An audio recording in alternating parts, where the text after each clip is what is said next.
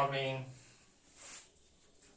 आज फिर आप लोगों का स्वागत है MCS क्लासेस में। तो अभी तक जो है देखा गया है इससे पिछली क्लास तक में लघु उत्तरीय की प्रश्न संख्या 9 तक। आज जो हम लोग चलेंगे वह चलेंगे प्रश्न संख्या 10 से, जो क्लास 10th के लिए है। तो आप लोग सबसे पहले जो भी चैनल को सब्सक्राइब नहीं किए हैं कृपया सब्सक्राइब कर लें, ताकि आप लोगों के पास जो है जो भी वीडियो तैयार हो सबसे पहले पहुंचे। और जो भी अगर करवाया जा रहा है कहीं कोई समझने में दिक्कत हो, परेशानी हो, तो आप कमेंट बॉक्स में जाकर कमेंट कर सकते हैं और हम चाहेंगे जो आपकी कमेंट का जो है समस्या का जो है समाधान कर सकें।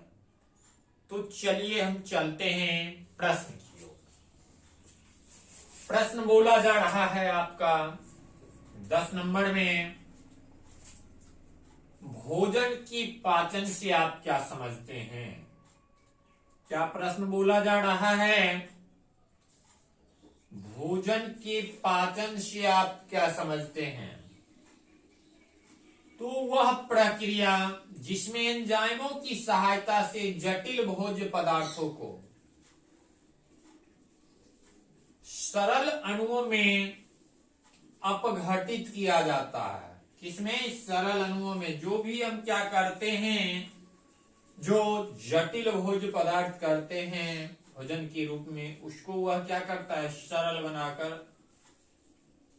जिससे ये अवशोषित होकर हमारी कोशिकाओं में प्रवेश कर सके, पाचन कहलाती है। जिससे क्या होता है, यह अवशोषित करके और कहा हमारी कोशिकाओं में प्रवेश कर सकता है। इसे हम क्या कहेंगे? पाचन कहते हैं। क्या कहते हैं? पाचन कहते हैं। नेक्स्ट प्रश्न संख्या आपका है 12 नंबर। मनुष्य के मुख गुहा में कितनी जोड़ी लार ग्रंथियां पाई जाती है? इनका नाम लिखें। तो मनुष्य की गुहा में जो है 3 जोड़ी लार ग्रंथियां पाई जाती हैं। तो सबसे पहला जो है पैरोटेड ग्रंथि, सबसे पहला जो है, सबसे फर्स्ट जो है वह कौन सा है? पैरोटेड ग्रंथि। दूसरा सेकंड जो है वह है सब मैंडिबुलर लार ग्रंथि। क्या है? सब मैंडिबुलर लार ग्रंथि।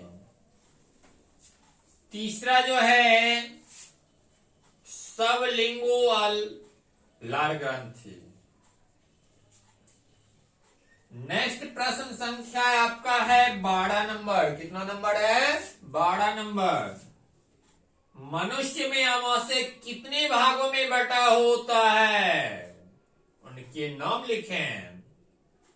तो मनुष्य में जो है आमाशय मुख्य रूप से जो हम लोग जानते हैं जो 3 भाग में बटा होता है। कितने भाग में बटा होता है? 3 भाग में, जो आगे अभी मिलेगा। तो आमाशय मनुष्य का प्रमुख पाचन अंग है। अब जो है यहां से ऑब्जेक्टिव प्रश्न पूछ दिया जाता है, जो मनुष्य का प्रमुख पाचन अंग कौन सा है? तो आमाशय।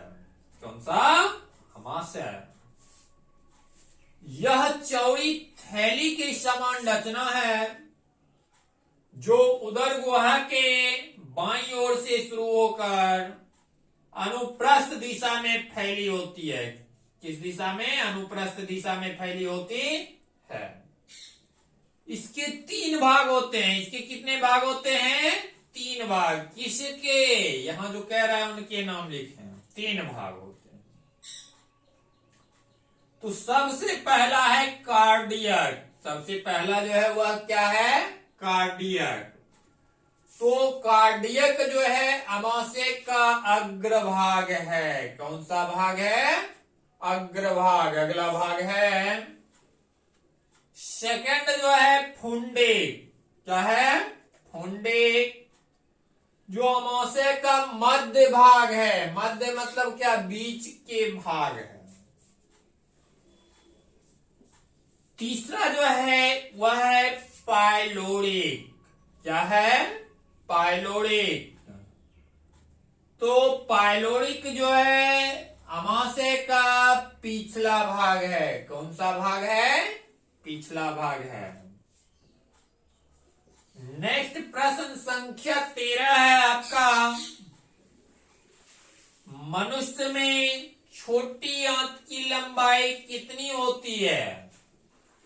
छोटी आंत के 3 भागों का नाम लिखें। तो सबसे पहले पूछ रहा है जो मनुष्य में छोटी आंत की लंबाई कितनी होती है और इसके 3 भाग का नाम लिखने के लिए बोल रहा है।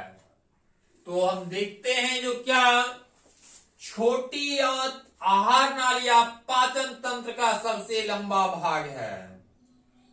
छोटी आंत जो है आहार नाली या पाचन तंत्र का सबसे लंबा भाग है। जो प्रश्न में पूछा जाता है तो आहार नाल का सबसे लंबा भाग कौन सा है? तो छोटी आंत है ना।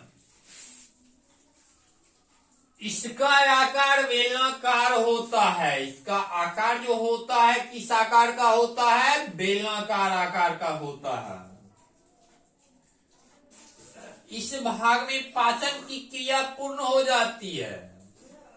अब यहां आएगा तो पाचन की क्रिया कहां पूर्ण होती है?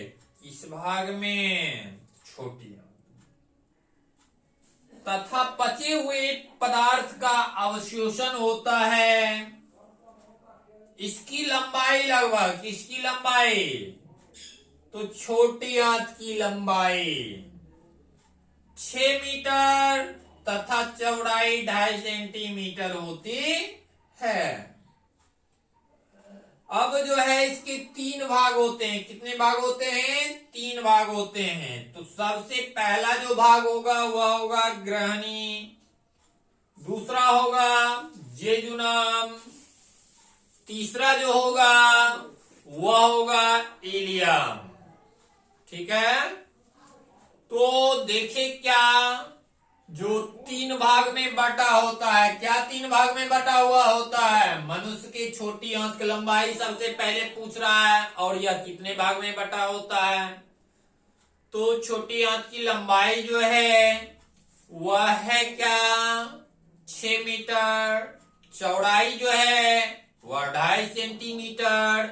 और यह कितने भागों में बटा होता है? 3 भागों में बटा होता है।